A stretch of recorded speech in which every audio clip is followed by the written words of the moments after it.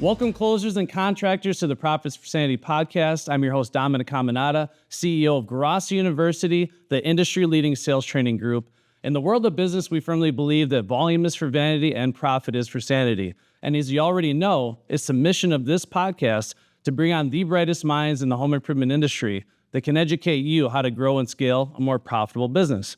Today, we have Nick Richmond, who is the president and founder of Matrix Home Solutions, and a very special guest of this show for many reasons. He's one of the brightest minds in the home improvement industry and has a boatload of knowledge on how to build and scale profitable businesses. He was an instrumental partner of Grosso University and myself for several years and really helped put Grosso University on the map, especially in the beginning. And also, he's a good friend of mine that I have great respect for, and I know he can share a lot of useful wisdom to help you grow and scale a more profitable business. So Nick, I just want to thank you for driving all the way up here to Madison, Wisconsin. You drove from Florida, right? Now, yeah. I know you've been traveling a lot and doing a lot of things, and of course, your time is very valuable. Thanks for having me. I'm excited to talk about your story. I think your story is arguably one of the more inspiring stories I've ever heard of overcoming adversity, overcoming trials and tribulations. You talk about the school of hard knocks.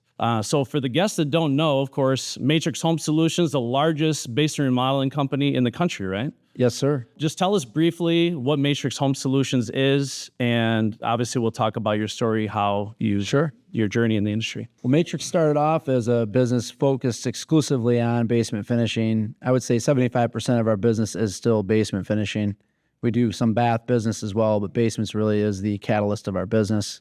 Came into the industry, wanted to start with a product and service that wasn't as prevalent or as dominated by other like companies, and basement finishing was a place where there wasn't a lot of emphasis by other contractors and home remodelers. So we built this great business around finishing basements, and it's been a lot of fun. Yeah, and just briefly, and we'll dive deeper into Matrix Home Solutions and what you're doing, but what are you pacing this year? 75 million is our minimum. Mm-hmm. You know, that's our benchmark. We could go north of that. You know, it's looking pretty good right now. $75 million in basement refinishing, and obviously, it's a very intimidating type of project, design, build, and we'll talk more about how you've been able over your entire career reimagine the Grosso system to close design, build basements in a first call close, which is unheard of, okay? But let's go back to the beginning. It's interesting to me that most people found this industry seemingly by accident. It definitely wasn't something they taught in school. But if you don't mind, tell the listeners, you grew up in an area that's known for its clean drinking water. Yeah, right. But let's talk about your journey into the industry. How did that begin and then ultimately evolve into founding Matrix Home Solutions? I'm from Flint, Michigan. So yeah, great drinking water there, Flint, Michigan. Went to school at Western Michigan University, studied sales and marketing as my main area of focus. It was either going to go off and sell medical instruments or pharmaceuticals, usually come out of that Kalamazoo area. That's where most of the sales talent winds up. And my brother Nathan started selling replacement windows and sunrooms for a company based out of Flint, Michigan. When I was a sophomore in college, he began his career in the industry. And he was making a lot of money, more money than I have ever seen anyone make at that point in my life. Yeah, you notice he's buying new TVs and doing nice things to his house and stuff like that. Yeah, absolutely. I mean, him and I, me especially, I've always loved sales and selling. I feel like I have somewhat of a natural ability, or maybe it was something that I was brought up having to be good at. My brother and I used to sell our video games door to door. You know, we'd sell practically anything door to door if we had to get what we wanted. It's kind of the life we grew up in. You know, by no means were things handed to us. And so selling and working hard to get what I wanted was a part of my upbringing. But at that moment, when I saw Nathan, what he was doing, I would go back every summer, back to Flint from Kalamazoo to go back and visit the family and visit friends back home. And I saw how well he was doing and how successful he was becoming. And eventually he invited me in to meet the folks over there at that company, talk my way into a sales position. And they actually started a satellite location for me, mainly over on the southwest side of the state. It was tough. In the beginning, you know, there was no formal training at that company. You know, they basically gave you a lead, they gave you a sample kit, and they gave you a blank contract and said, good luck. That was their training. Go get them. And, you know, the cassette you have over here, the buck starts here, Rick Grosso. My brother had adopted that from a previous sales manager that was no longer with the company. And he was their top rep there. Nathan was their top rep at the time. You know, I asked him, what is it that you're doing and how is it that you're doing this? And he said, it's quite simple. Just watch these cassettes front to back, read this manual front to back, follow this methodology, and you will do well. And so he kind of took me under his wing and got me going in this industry. So I took a lot of the sales experience that I had just from being a hustler throughout my childhood to the formal education I had at Western Michigan University, studying professional sales and marketing, and then combined it with what he taught me and what I learned from Grasso and some of the other gurus in the industry, and just kind of put it all together. And I became a top closer and fell in love with the business. Mainly fell in love, I think like most people do, with the money you can make. You know, as a young guy making a couple $1,000s in one sitting, you know, it was almost too good to be true. And I think that's what hooks a lot of people, is how fast you can make money in this business, and how rewarding it is to help people too with their Yeah, that's what blew me away. I mean, I graduated college like many kids, had no clue what I was going to do.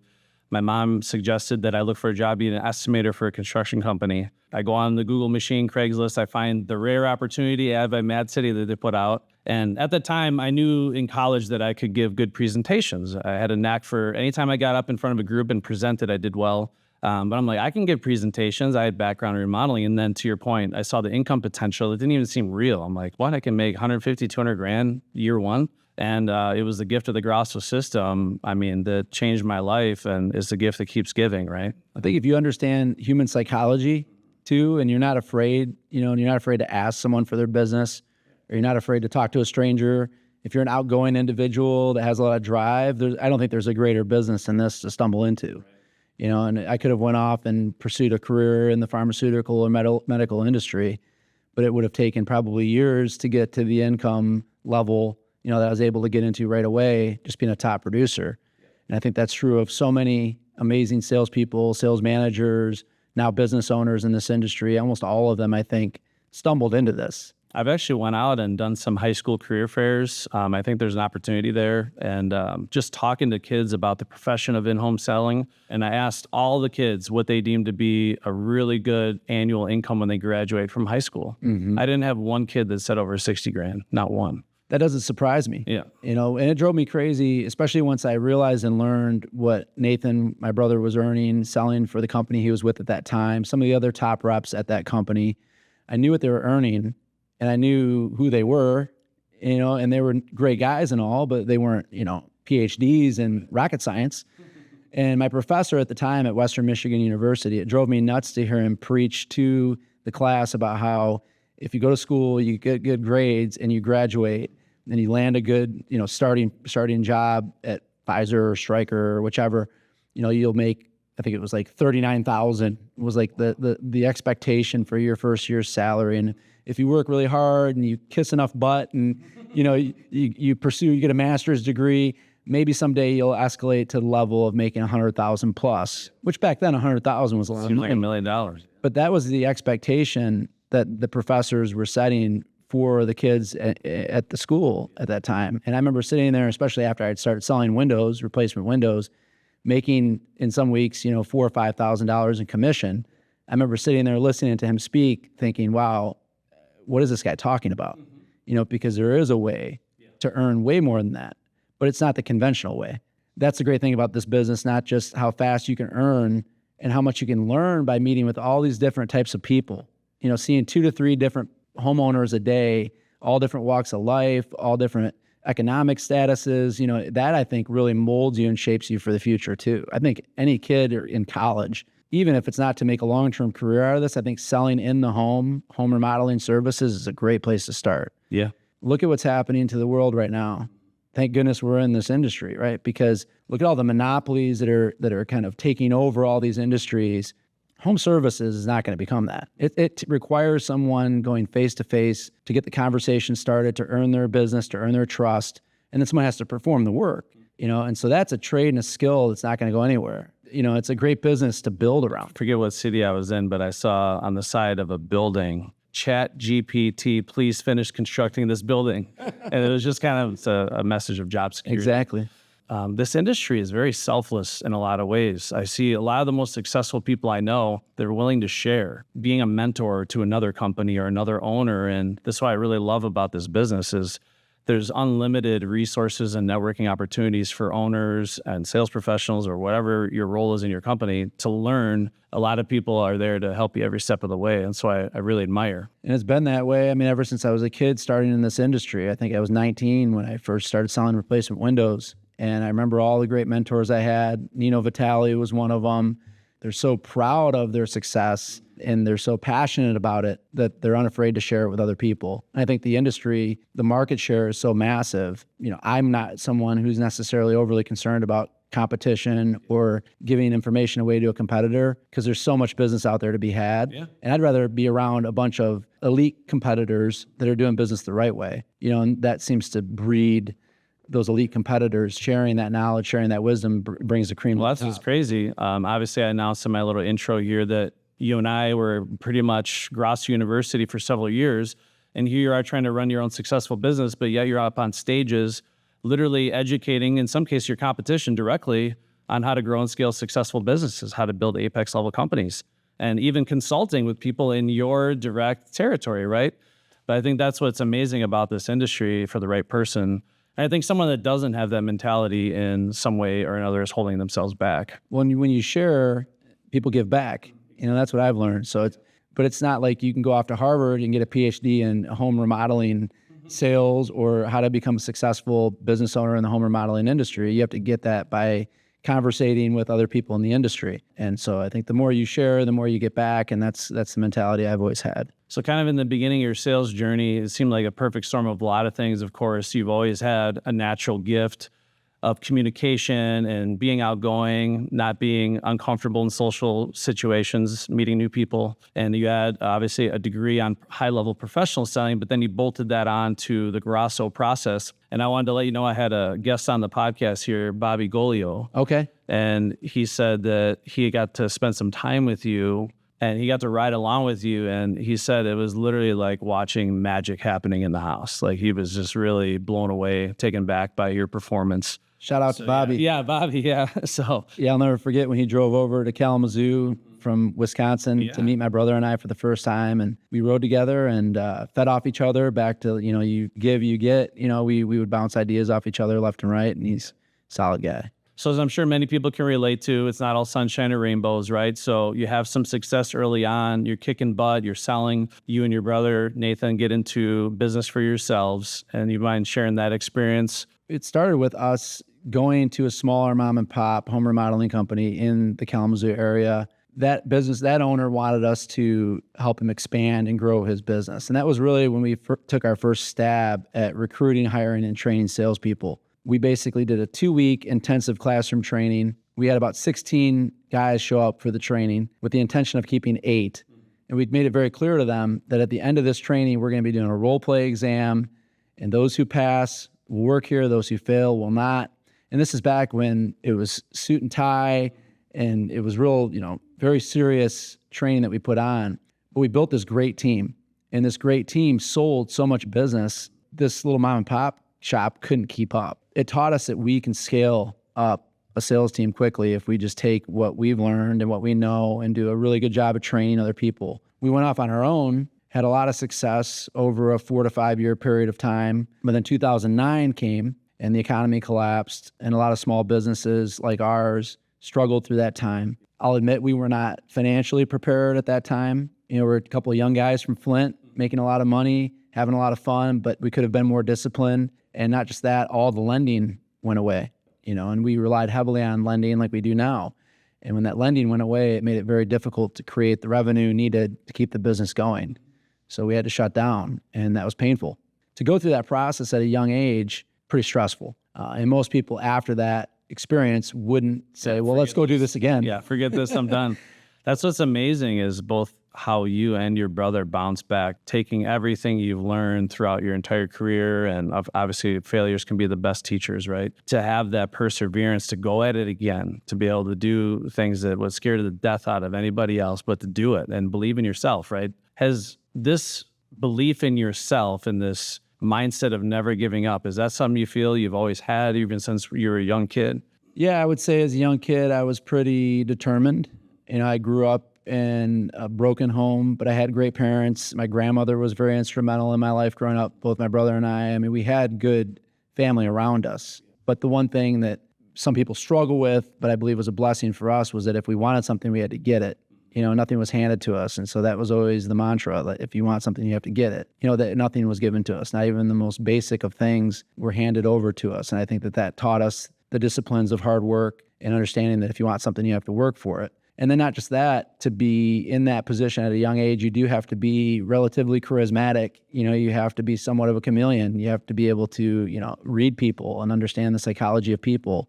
I think we learned that at a young age too. It's kind of good and bad how we were brought up, because we went into this industry with nothing, so to have nothing and then to all of a sudden have a good amount of money and income and success, and then to have it all decimated, when the economy collapsed, I think that would break most people, but we understood and are comfortable with nothing, so it wasn't necessarily all that earth shattering, but it was like, okay, we've been here before. Let's learn from what we did wrong. Let's try to take a look at what we did well and the mistakes we made and go at it again and see, where we go from here. But yeah, I think about the Sean Foyer formula that he talks about a lot, the E plus R equals O. Obviously, we have these events in our life that in the present time seem like the world's coming to an end, catastrophic. How do I ever rebound from this? But then all that determines the outcome is your reaction, how you choose to respond. And to your point, you could have chose at that point to just hang your head, just like, I'm done with this industry. It was fun while it lasted, but I'm going to have a real job now, or a safe job, more of a going back to what you initially went to school for.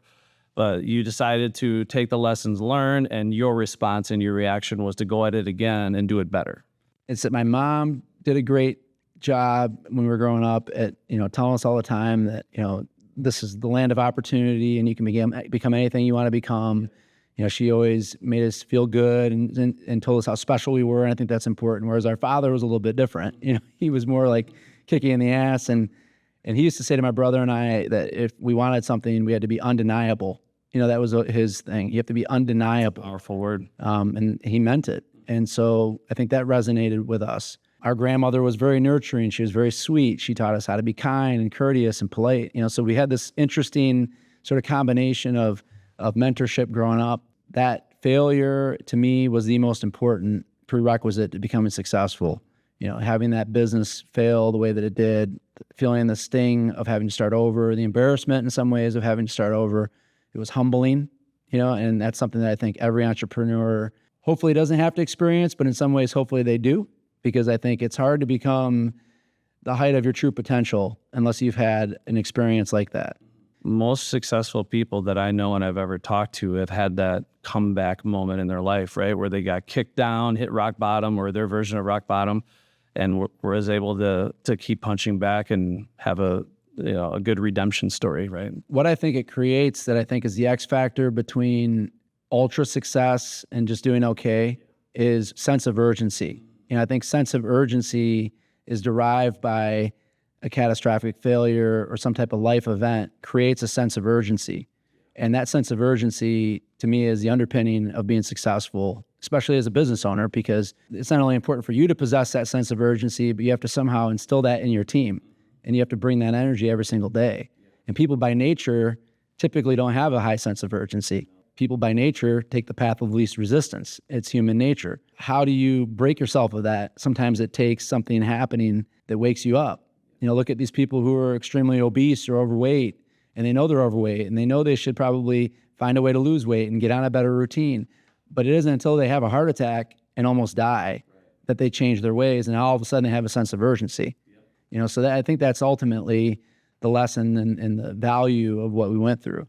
We had a lot of the tangibles, going into it, and a lot of the skills and, the drive and everything else, but that sense of urgency kind of combined with discipline too, making sure that we are financially prepared for another catastrophe like we are now. We're much more disciplined and frugal with how we manage money. I don't think that we would be in the position we're in now if we hadn't experienced that failure. I guess, what was that moment where you're like, I'm going to go at this again, and then this idea of basement remodeling came into your mind? How did that whole transition unfold?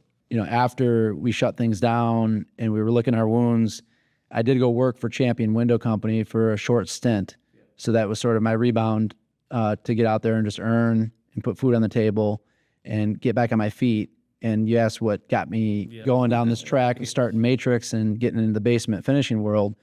When I worked for Champion Window Company at the time, they were the second or maybe third largest home remodeling company in the country. And I learned a lot when I went into that position. Unlike when I first started selling in the industry, I went in there looking through a different lens. I was far more interested in how they were advertising, how they were procuring their leads, all about? How did they layer their management to deal with all the installs? And how are they handling material ordering and cost accounting? I mean, I was studying all these things as a sales rep that most sales reps don't study, but I was learning, and I was learning from a good company and good leadership. And so as I went through that process, I was selling and making money, but I was also taking notes and preparing myself to go off on my own in that market.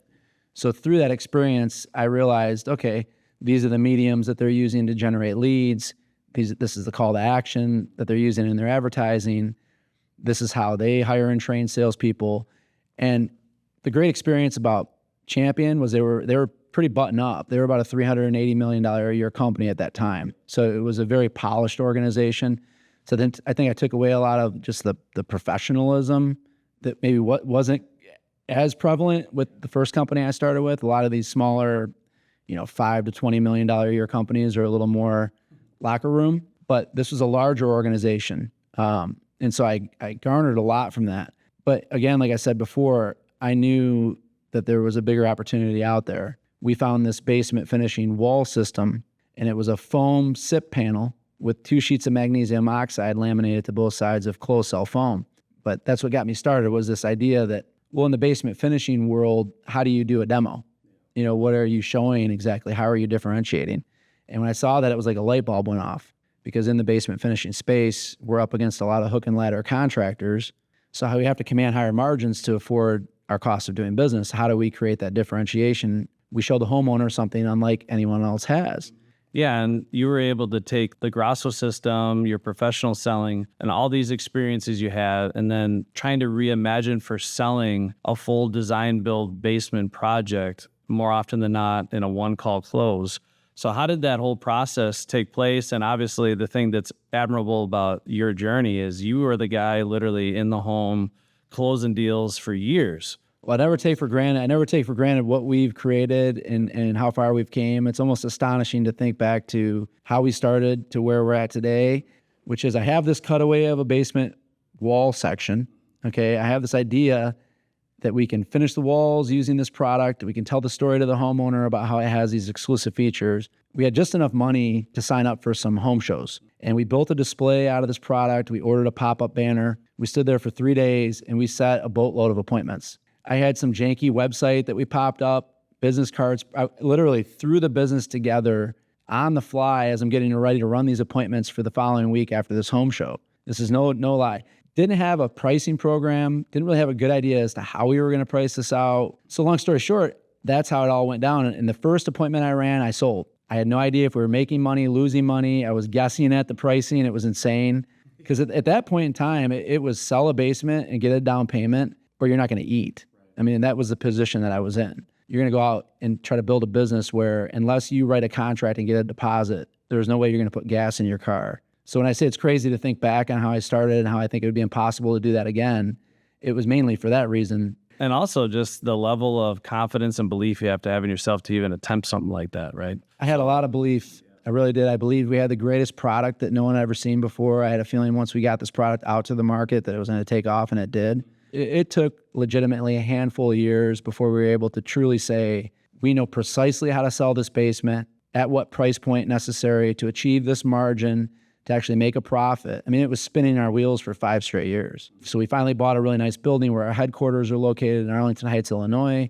And I'll never forget packing up my things and moving all my belongings over to the new location. And I pulled out this box where I had all my tax returns. And for the first 5 or 6 years in business, I made roughly $46,000, I think was my average, which, at 15 hours a day, that's less than minimum wage.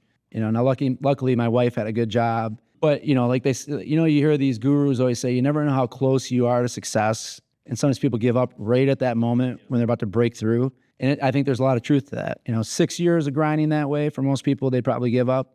But thank God I didn't, because then as soon as we started figuring things out, it was like a hockey stick, and then we took flight. So now fast forward, how many years has Matrix been in business now? Almost 16 years. Isn't that crazy? 16 years? And I don't know how many hundreds of millions of dollars in home remodeling services we've And how many basements have you renovated thus far? Your best guesstimate? Over 12,000. 12,000. Let's give a round of applause. 12,000 basements, okay? But essentially, yes, we've bottled a design build service that would normally require multiple visits with the homeowner to get to an accurate quote. But we bottled a one-call close with design build, following a step-by-step sales methodology, going through a thorough needs assessment.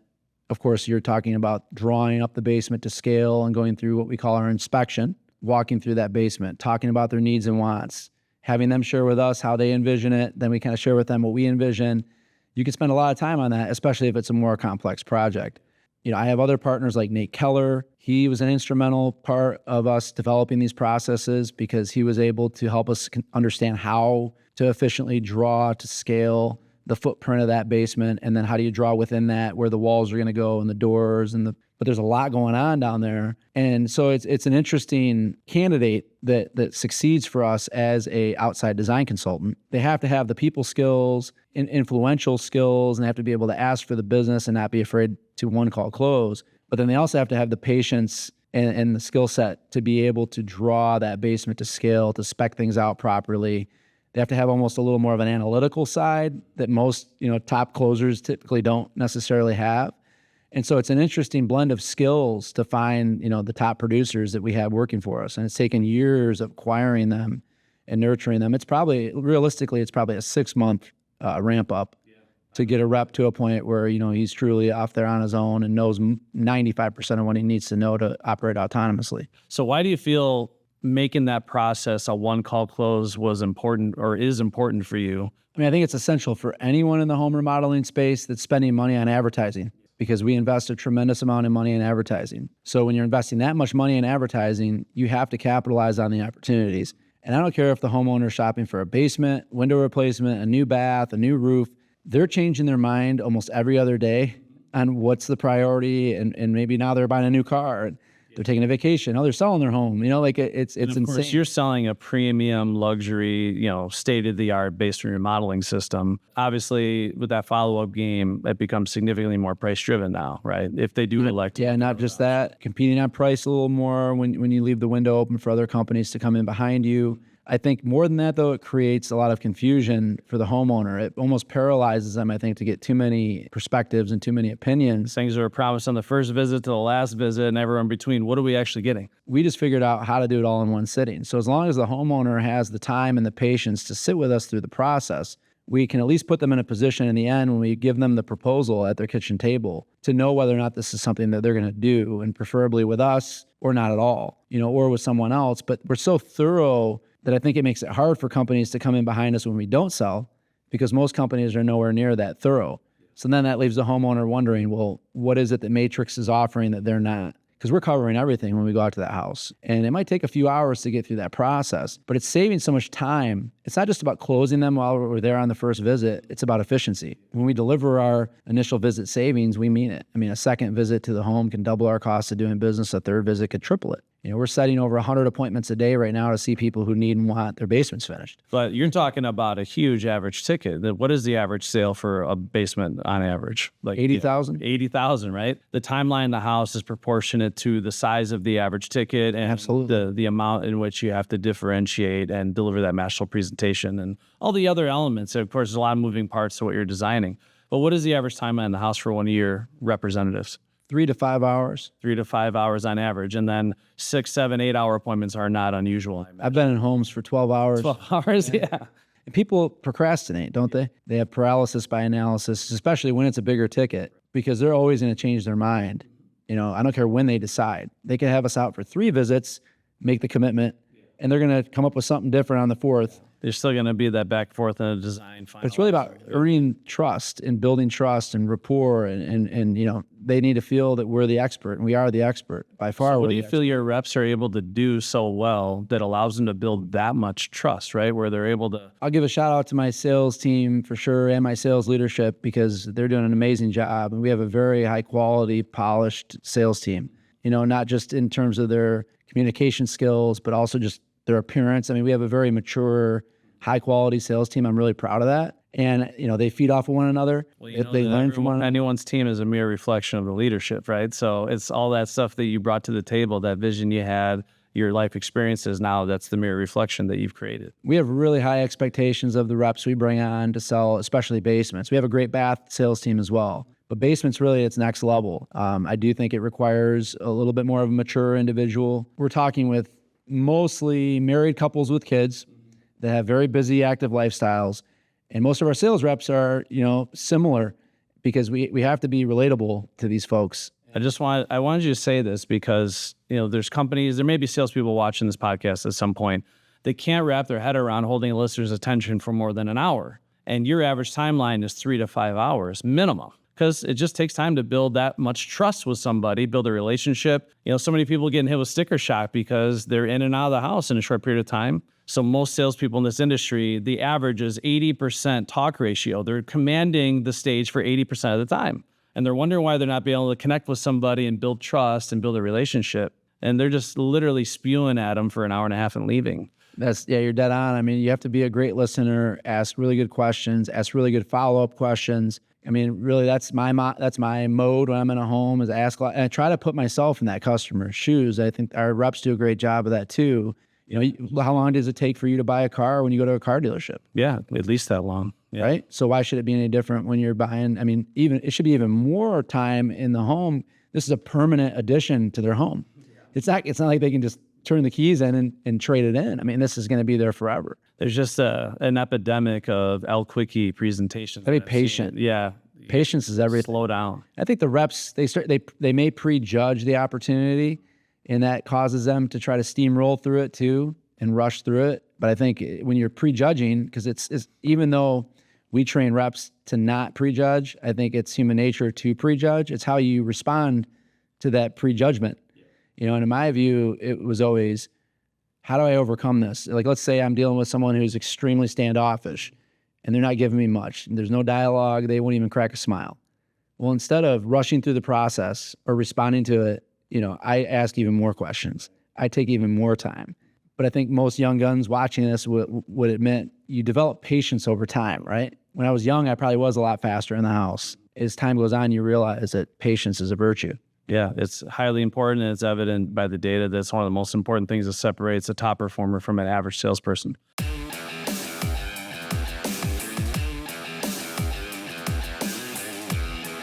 We are pleased to announce our all-new Gross University 60-Day Challenge. For the first time ever, we are inviting companies nationwide to enroll a salesperson and a sales leader into our next Sales Academy Masterclass absolutely free.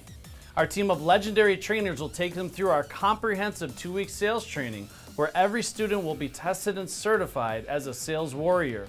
After the live training event, every sales warrior will also receive a full 60-day trial access to all of our Sales Academy Masterclass services, which will give them access to our industry-leading online sales training platform, access to our live weekly sales meetings from our certified coaches, and one-on-one product-specific training and support to guarantee that every salesperson truly turns into a shining star in the industry.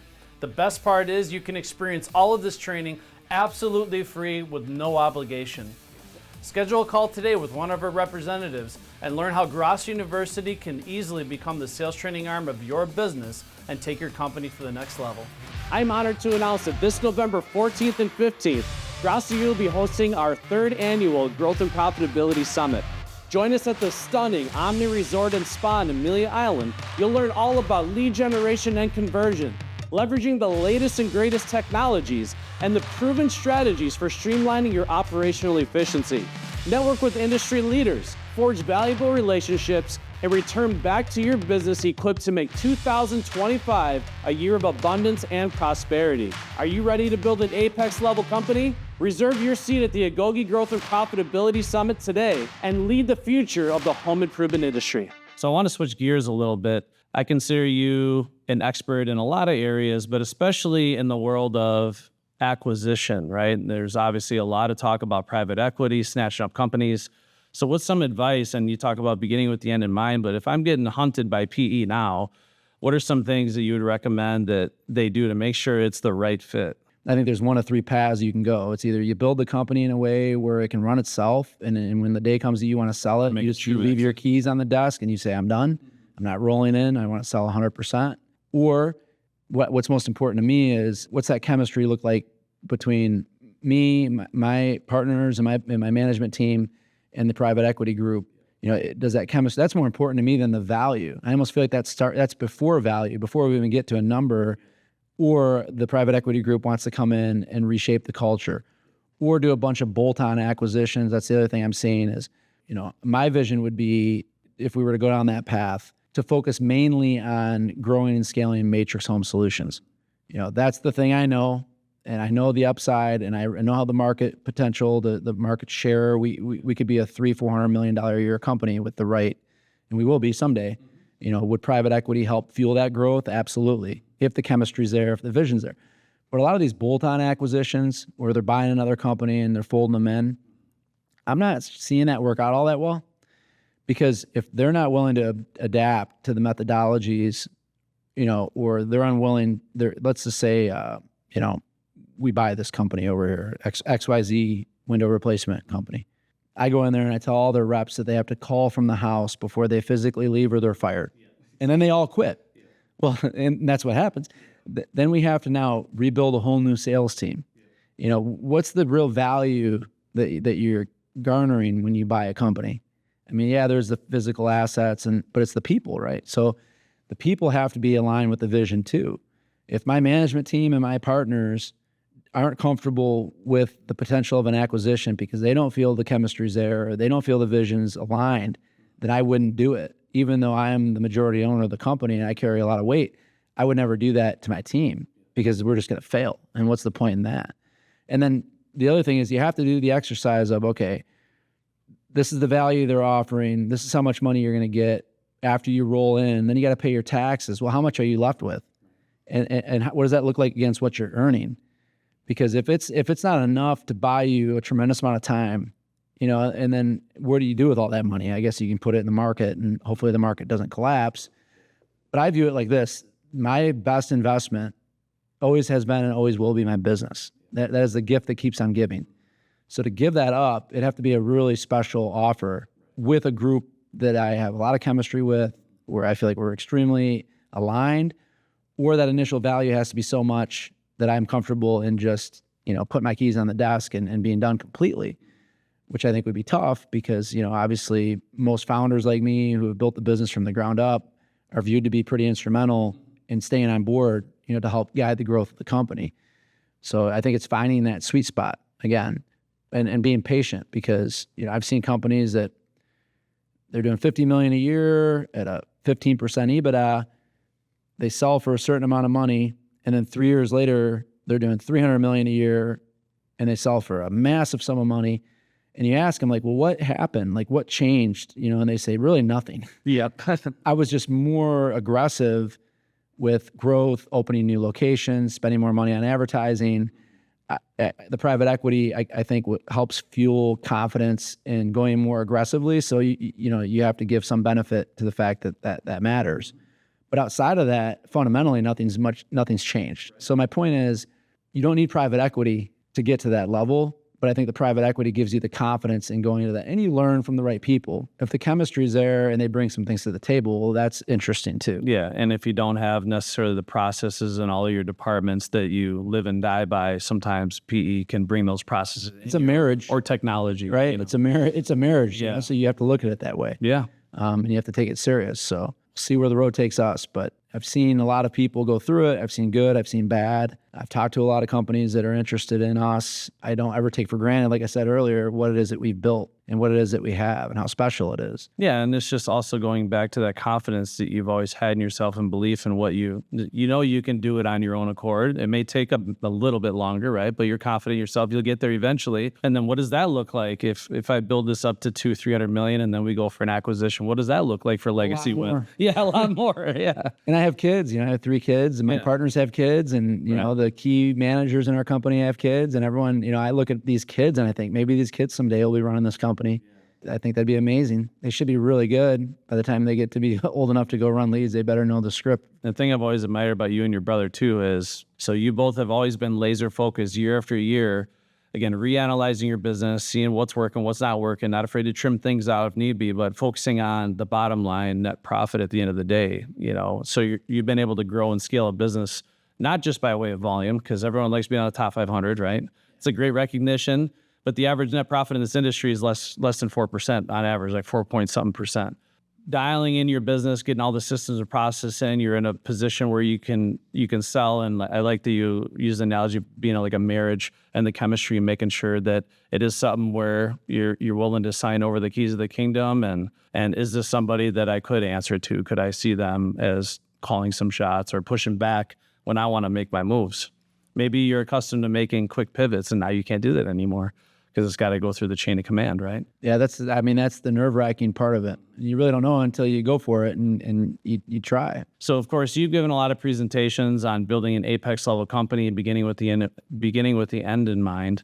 So now we talk about the pillars of successful business. Of course, you got your marketing, your sales, your production, your operations, and there's other things in between mixed in from phone call to install. I guess just in general, what are some of the important elements you feel go into building what you define as an apex level company? And I love that you say the definition of apex is that you're never actually apex. You're constantly improving, right? That's right. But if someone's literally looking to be a top tier organization, get the maximum EBITDA, so to speak, multiplier, what do you feel attributes to something like that where companies' value just goes through the roof? I think that when your top line gets over 100 million and you're at that 15% plus EBITDA, that's when the multiple starts to get really interesting. So that I know for sure. There's these thresholds where all of a sudden that multiple jumps up quite a bit. These groups are smart that are buying these companies, so they're looking at how much growth potential is there left in this company, right? If I grow Matrix to 500 million a year and we're in every major market, maybe there's not that much growth potential left, so maybe the multiple won't be quite as high. There's that too. It's that sweet spot. Like I said, there's a sweet spot. I don't know exactly what the sweet spot is. I can only speculate, but it's percentage of profit, EBITDA, top line, geographic footprint. These are the factors that weigh into the multiple. What's proprietary about your company? Do you have some type of proprietary technology or some type of software you've developed? Is there something about your methodologies that are unique? That brings a lot more value. They're looking at the management team. How well structured are you? Could you, as the owner, founder, walk away and the company would still run well? They're looking at all of that, right? As far as improving on EBITDA and improving your body, that's a never-ending battle. I say, the first thing to becoming apex is never thinking you're apex, because it's limitless. Rick Grosso says the little things don't make the little difference, they make all the difference. Or when you're green, you're growing. When you're ripe, you rot. Those two statements are extremely powerful. There's no end. That's what makes this fun and exciting. It could be auditing your marketing spend and identifying wasteful spending and identifying sources that aren't working for you and just cutting them out. Or it could be looking at your overhead structure and trying to identify maybe places where you're a little bit heavy and maybe there's certain positions that are not efficient. Maybe these people need to be repurposed because we don't need this much overhead in this certain aspect of, there's so many things you can look at, so many stones you can turn over to get your EBITDA up. It's pushing margin. Can we command more margin? Should we introduce a price increase? Are we monitoring what inflation is doing to our cost of labor and material? Are we current? Do we need to readjust our pricing based on the fact that this item has now jumped up 30% and we just haven't been paying attention to the fact that this material cost keeps increasing, but yet we're still charging the same rates that we were a year ago? There's so much to pay attention to, and it's limitless. I shouldn't say it's limitless. There's probably a limit, but I've seen companies hit 25% plus EBITDA. So when you see that, it's very humbling because they're out there, and it's just they're constantly tweaking and prodding and trying to figure out ways to improve profit, even if it's this toilet paper we're buying far less over here at Costco. It could be the most minute thing, but it all adds up, right? It's no different than in your personal life. You get your credit card statement and you're like, how in the hell did I spend $30,000 last month? You can't recall one item you bought that was more than $500. But then you get out the statement and you see just this variety of all these things you purchased and how fast it adds up. Well, liken that now to a $75 million, $100 million a year organization. Those expenses, they can run away like a freight train. And the next thing you know, instead of tracking 15 to 20%, you're barely at 10. It's a variety of things. So I'm curious to get your take on this. And this is relative, it's related, but it's also kind of a different topic entirely. What's your take on the influx of technology now and, of course, AI? And what's your outlook on how that's either going to be a permanent disruptor of the industry, or if you think it's just like a short-term blip and it's going to go away? We've tried so many things. I can just tell you through our own experience that we've chased that shiny object. It's interesting because all that technology is still extremely fragmented, and it can add up in a hurry as well. I mean, we're investing a lot of money in technology and a lot of different tools that we use for lead nurturing. I found a lot of them flop. They look great, they sound great, and then you try to implement it and it doesn't gain traction, or it breaks, or they don't synchronize with this CRM that you're using, so now it's no longer relevant. So I think it's still very much in its infancy. I don't know that there's this magic wand that you can wave, this perfect technology that's out there. I think you have to try a variety of things. You have to see what works and what doesn't. You have to be quick to respond and disciplined to say, this just isn't going to work. I've gotten pretty good at that. When we roll something out, if I see immediately and this isn't going to work, and I think I understand why, let's just cut it and move on. Let's not spend any more time working on this, because time is money. We're in the people business. I don't care what technology comes out. It's all that's about the another people. point is ideally I would want to provide my team with a technology that enhances what they're doing, not necessarily replacing them. If this can Correct. make this one person 2 to 3 times more productive, that's great. But also, I care about my people too. I'm not necessarily looking to replace them. There's no doubt. I think this is an old school industry, an old school business that will remain that way for quite some time, because it is, again, it's a belly to belly business. It requires human interaction. You have to have the culture. You have to have the enthusiasm radiating throughout your organization. I don't care what technology you have. If you don't have that, you have nothing. We do a lot of texting and scheduling appointments through text. But even in there, it's broken to some degree. I mean, how do you properly qualify all parties, all decision makers through a text? How do you properly qualify someone on time through a text? How do you sell the value of the visit through a text, right? I mean, this is such an emotional thing that we're doing with the homeowner that I think technology in some ways interferes with that. And to me, it's more about quality and execution than it is about volume. And technology can bring in a lot of volume. Look at how I can buy leads by the droves from aggregators, and I still do. But I mean, there's so much waste in that. At the end of the day, especially when you're selling a big ticket like we are, it's a different dance altogether. You want someone who is very skilled at having a high quality conversation with that person before they even ask for the appointment. Then when they go to ask for the appointment, they better be prepared to set that appointment the right way. And then when that rep shows up to the home, obviously we know what happens next.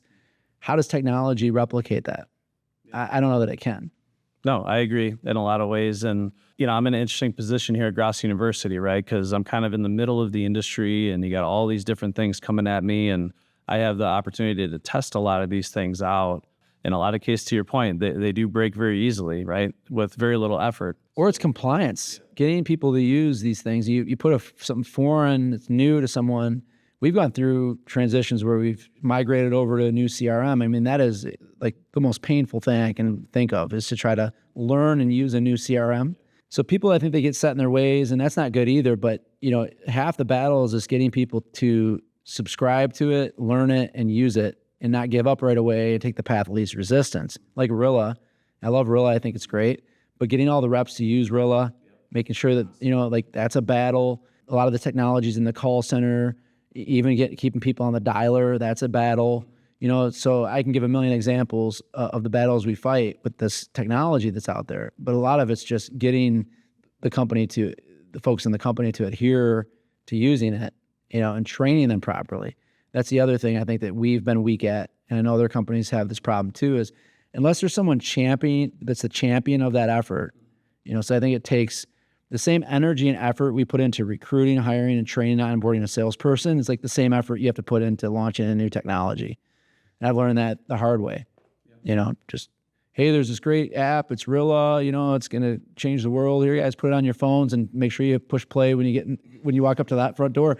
I mean, that doesn't work. You have to sit people down and train them on it and roll it out the right way. Correct. Yeah, and if leadership is ever going to get their team to make a change, they first have to understand it forwards and backwards, obviously have a genuine passion and, belief in it on their own accord. And then they're in a position where they can influence their team to also buy into it, as long as they can answer the question, what's in it for me? What's in it for me? Why am I having to change what's working, especially if they are Isn't it amazing how successful? people resist that thing? Yes, exactly. Isn't it crazy? Yeah. Right? Like they're more worried about someone eavesdropping on them than they are at perfecting their craft and becoming a better salesperson in the home.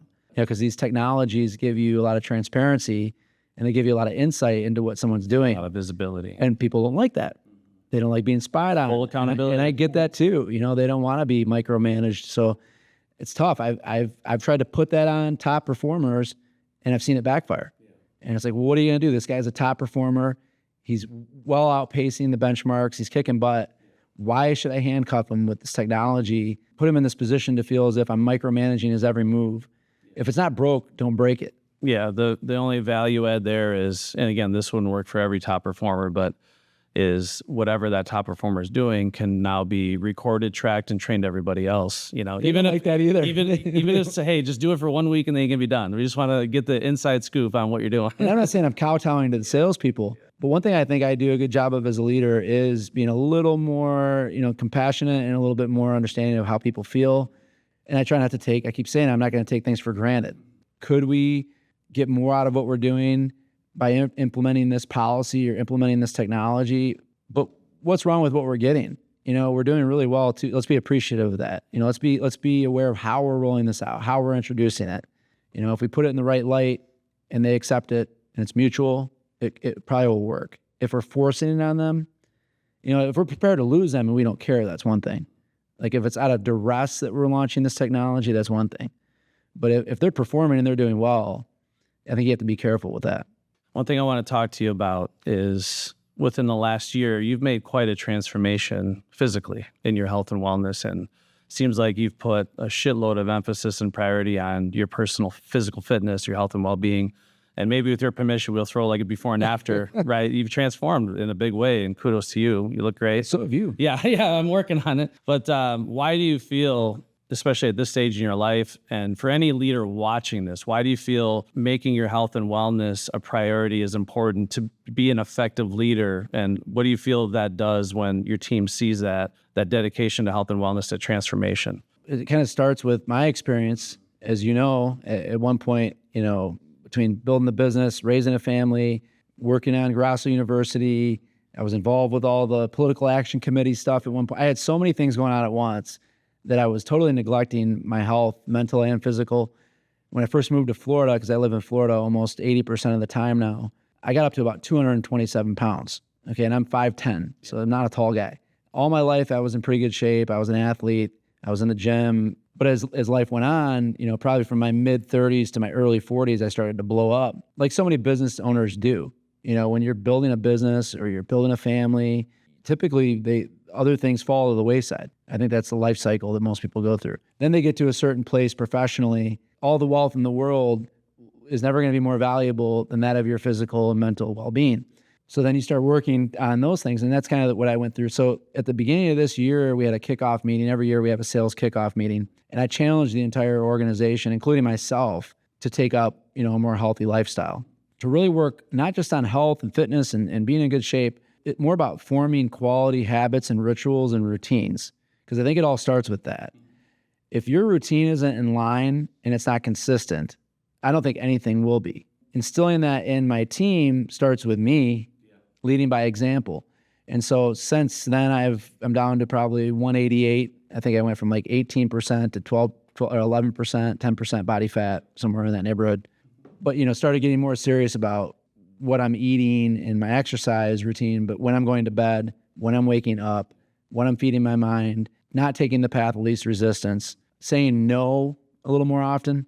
I think people struggle with that. At least I know I do and did, struggled with that, telling people no. Or no, I can't do this. I can't go out tonight. I can't take this trip. I can't do this thing because I know if I get off my routine, I'm going to fall apart over here. And the reason why I'm asking this question, this was such an important element for me that the very first podcast I did was Dr. Injun Chong talking about health and wellness, because none of us want to be the richest person in the graveyard, right? And what is it all for? And this industry, as we all know, is very toxic. not only by, the blatant poisoning that we put in our body via food and beverage, but also stress. It's such a high stress industry. It just is. Abundant rewards, unlimited potential, right? But everyone's burning the candle at both ends, right? And something's got to give eventually. We're constantly chasing wealth. Your health will suffer, How do you feel that impacts the mindset of your team? In the beginning, there was some resistance to what I was preaching, this concept of let's not focus on sales. The sales will take care of themselves if we focus on all these other things. What we do outside of work is going to directly impact how we perform at work. Let's make that the focus. Every year we talk about numbers and goals and closing till they buy or kick you out of the house. And we talk about all these different requirements and knowing your scripts verbatim and following the steps of the sales process. And we just preach that same thing over and over again. I wanted to come at them with a different approach. And that is everything you do outside of work is going to impact how you perform at work. And it all ties in together. But after a few months of getting up and going to the gym every single day at 5 o'clock, 6 o'clock in the morning. And you had a trainer holding you accountable, right? Making sure. Waning off, I still like to have fun and have a cocktail every now and then. And I like to still go out with the buddies every now and then. But I really backed that down tremendously. And I think people started to recognize that. And our organization, by and large, has latched on. I mean, everyone seems to be, and not bragging, but they seem very proud of the fact that they've adopted these rituals and these habits. And for some of them, it's not working out. Some of the guys, they love to cold plunge. They love to listen to motivational content, and maybe they're watching what they're eating, but maybe they don't enjoy going to the gym. Or maybe the gym isn't their thing, but they're doing other things to create a healthy ritual every single day. And I'm seeing how it's affecting their performance. I'm seeing how it's affecting them in their relationships, with their significant others. And I see how their significant others are now latching on to those healthy lifestyle changes that they've made and how that now is benefiting their family, so it's a crazy thing how it works. But I mean, yeah, it's especially now more than ever, like you said, I think technology, social media, we can go down that rabbit hole if you want to, but just all the influences are mostly negative. Oh, yeah. It's negative, negative, negative. And you can get down these rabbit holes and get into these dark places so easily. And so I think starting with what you do when you wake up and how you wake up, those first 3 or 4 hours in the day, I think set the tone of the entire day. I think those first 3 to 4 hours every day set the tone of your life, really. And so if that part right there is broken, the rest of it's going to go to hell in a handy wipe. So I talk about this all the time when I do my leadership, is when I was doing the bodybuilding as a sales leader, how much that positively impacted my team, because they're watching everything you do, right? And they tend to emulate some of the behaviors of leadership. And when they could see every week come in, they could see the transformation occur before their eyes. It inspired them, because I talk often, the most important KPI in leadership is keeping people inspired. And a lot of people ask, how do you do that? Well, for me, and again, this is just my view, is be inspirational. Be inspirational. Do things that are inspiring. And when people could see the discipline and the fact that I was cutting out the drinking and eating better, and up there on stage, I obviously competed several times as a leader.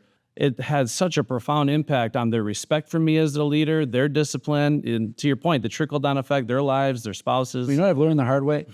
When you're not that guy, like you just said, when you're the opposite of that, they don't respect you. They don't look up to you. You lose credibility, and so as a leader, whether you want to or not, you have to find a way to adopt these rituals and these habits, because you're always on stage as a leader. And so, you're being microanalyzed by everyone around you, whether you know it or not. And so, if you're not leading by example, either they're going to follow you and that's not going to end well, or they're not going to respect you and that's not going to end well either. We had a rep. He was our top bath producer. He migrated over to basements, and now he's a basement rep. And he was in a little bit of a slump. This was more recent, but he trains at the same gym I go to, and we didn't even know that. We ran into each other a few weeks ago at the gym, and he said, "Oh, you're working out here," and we trained together. And I took him through a session. When I train, it's circuit training, usually for an hour, very little downtime. You know what that's like, intense, right? Like there's a difference between going to the gym and working out and training. Like when you're training, you're sweating, snot's coming out of your nose. Like, you know what I mean? It's not pretty. And we trained that way. And he was like, "Wow, that felt so good. I feel so good." We started talking, and I said, his level of respect for you is growing every second he's experiencing that journey with you in the gym, right? Of course. And I genuinely was interested in training with him, and I'm genuinely interested in seeing these folks transform. Not just because of what it does for me, I just, for whatever reason, I like to see people improve. Well, we started talking, I said, to be the man, you got to create habits and rituals that make you the man, and you got to believe, more important than anything else, you got to believe in yourself. And how do you believe in yourself? If you know in the back of your mind, you're taking the path of least resistance. If you don't have the willpower to say no to the cheeseburger and fries, how can you possibly be the man? Whether it's consciously or subconsciously. If you're not the man unless you have total control over yourself, right? And so now I'm seeing him at the gym every day, and I see how he's training, how hard he's working, and guess what has happened to his sales? They've skyrocketed. I mean, just that one session of training, and I'm not trying to take all the credit because I know our sales leadership's been working hard with him. He's a top rep to begin with. But almost always, not just in that example, I can cite a million examples, I know you probably can too, where guys or gals are in a slump and you spend 20 minutes with them. Just a little bit of time goes a long way. Whether it's a conversation you have, whether it's going and shooting some hoops, going for a run, hitting the gym, but doing something healthy.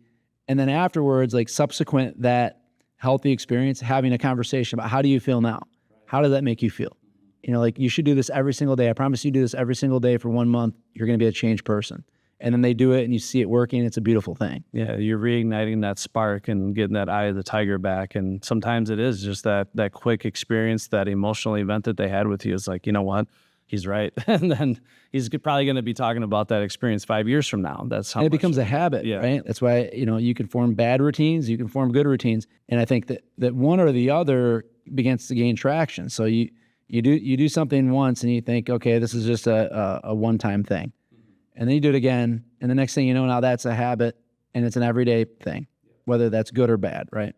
So I think for me, now that I'm in this groove, I can't even imagine not getting into the gym, not waking up and taking all my supplements, drinking my AG greens and making my protein shake and doing these things, spending the time with my children and my wife and making sure I'm encouraging them. I can't see omitting that from my routine. I would go crazy. It would drive me nuts. Whereas a year ago, it was so easy to sleep in and eat like crap and stay up late, and you break yourself of those bad habits and then your life can change. Yeah, if you have any ability to show the love and attention and compassion and support for everyone else in your life, you got to love yourself first, and then you have the means to share with everybody else. You've done a really great job, at least from where I'm at, balancing work and family, right? So you got a beautiful wife, beautiful kids, extremely talented, achieving all kinds of great things. You're there, they're a cheerleader every step of the way, right? We always try to do better for our kids than what we had, right? So how are you able to balance that, right? Running a $75 million organization, because that's a family in itself, and then balance it still being the father that your family needs and the husband that your wife needs. Be present for them. I think it's just prioritizing. And, I do believe getting up early and starting your day early is key, especially when you have little ones. I mean, my kids are 10, 8, and 6. So it's not like they're up till 1 a.m. They go to bed early, they get up early. Well, so how do I spend more time with them and how do I be a better father? I go to bed early and I get up early with them. You have to build a routine, not just for yourself, but you need to build your routine around the family. I coach. That's been really, really great for my sons, especially my 2 boys. I coach them in basketball. So I try to find ways to not just be there with them, but also play a role in that. So coaching is that avenue for me to be able to spend that time with them. My wife and I think we're pretty disciplined. When weekends come around, that's our time together. She's great at making plans. I give her most of the credit because she is a great planner. And I need that because I'm not the greatest planner. I don't really have time to plan. So we make a great team that way. She's always making plans for us, to sometimes more plans than I would like. But she's really, I give her a lot of the credit because she, and this may be a bad word to use, but she forces that time.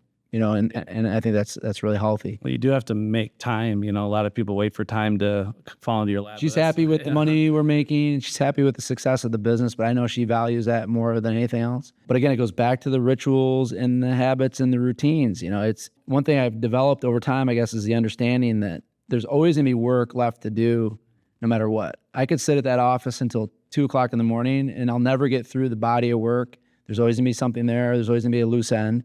So you have to get comfortable with saying, okay, my day is done now. I'm going to shut my phone off, or at least try to, and I'm going to concentrate on my kids. I think I do a good job, but when I get home and I pull in the driveway, that's it. Unless there's some emergency, I'm not going to come in the house on my phone. I'm not going to be on the phone with the kids sitting there. I concentrate on them. That's their time. So, I think that's part of it. Yeah, so that's part of my routine. Your kids are that age. I mean, most of their belief system as an adult is formed now. Like this precious moment, I want to be there to navigate them through this crazy world that we're living in, right? And I think that's my ultimate motivation. I mean, when I talk about the hockey stick, when the business took off, it was interestingly, that's the year my first son was born. It was like, if you look at, the success of the business, the profitability of the business, the maturity of the business, the quality of the leadership team, and when he came into the world, right about that time is when we shot up. And I think it's because that's when life became real.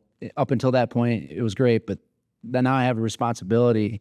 I have to get up every day and work, not just for myself and for my wife, but for him and now my other two children. And you have children, so you understand how that feels. And I'm not saying you have to have kids to have that motivation, but it does create a tremendous amount of motivation, right? It definitely helps. And you're passing on something, and you're leaving behind a legacy, not by way of wealth, but by way of molding a human being into being a great person. It's going to carry on your name. It's going to carry on your family's name. I think that's more important than anything. Yep. No, that's absolutely phenomenal. And what do you see as being like a beacon of hope and kind of a positive outlook for where things could go or things are going? Well, for one, being in the industry is a blessing. We're in an industry that I don't believe is going to fall underneath the global monopoly authority. They may start to tax us to death where it almost makes no sense to work as hard as we do, but that's a different conversation altogether. But I feel like there's no way for them to, through technology or through global authority, to take over what it is that we do. I think we're very much in control of our own destiny. They don't have some AI bot that's going to go out to the customer's home and sell them a design build basement on a one call close. It's probably not going to happen. They don't have one that's going to go out and build it either. I mean, I think we have the luxury of being very independent from that standpoint, if that makes sense. So that's one thing I love about the industry that we're in. I'm blessed to have great friends, to have great mentors, to have a beautiful family, to have a great organization. Like you said, keeping it local, that's kind of where I'm at right now. That's my priority right now, and that's going to be my priority for the foreseeable future. And then those friends that that you can talk openly, just continue talking to each other. So, because there's blind spots, maybe they see that you don't, or that you see that they don't. And there's things that we all need to be aware of that maybe coming around the corner is like, hey, are you prepared for this? Is there a way we can help each other out? If need be, a way we can be there for each other. So I think it's absolutely essential. Yeah, and motivating people to understand, like I said, what it means to have God-given rights. I mean, the reality is freedom in this great nation, it's all just an idea, at the end of the day. And so we have to keep doing our best to pass down that to the next generation and to influence those people around us. I think that's still alive and well. No, I just attended an event, the American Dream event, and the American Dream is alive and well, and there's a lot of people prepared to roll up their sleeves and fight for it. Yeah, so again, I just want to thank you, obviously, for many reasons. One, for making Gross University possible in the beginning. As I mentioned in my intro, Nick Richmond was an integral part of Gross University, having any level of success in the beginning. So I can confidently say I wouldn't be here doing what I'm doing if it weren't for your support in the beginning. Hey, congratulations to you. Now. Yeah, and congrats. And your courage to take the business on 100% and keep driving it the way you're driving it. It's awesome. Yeah. Beautiful new location here. You're killing it. Thank you. And obviously, I just want to say from bottom of both of our hearts, obviously, with Rick's passing, Rick was an integral part in all of our success. And, we're going to take his legacy and run with it. And there's a lot of people I know that are going to make sure that the memory and the legacy of Rick Grosso remains strong. And that's my simple goal, is to make sure that his legacy lives on forever. And I do my best to leave an impact and legacy like he did. That's really my goal. Big shoes to fill. But that's why I'm here. And I know he was a major influence on your life and your success. But thank you so much, Nick. You, Dom. Yeah, I appreciate you sharing your wisdom on this podcast. Again, that was an amazing episode. Again, episode 7 of our Profits for Sanity podcast with Nick Richmond. Again, a lot of amazing information. Hopefully it left you feeling empowered, feeling inspired, and ready to make the coming year absolutely record smashing. I'm just going to sign off by having Nick Richmond help me finish this quote. As always, volume is for vanity and profits are for sanity. Absolutely. Thanks for tuning in. We'll see you on the next one.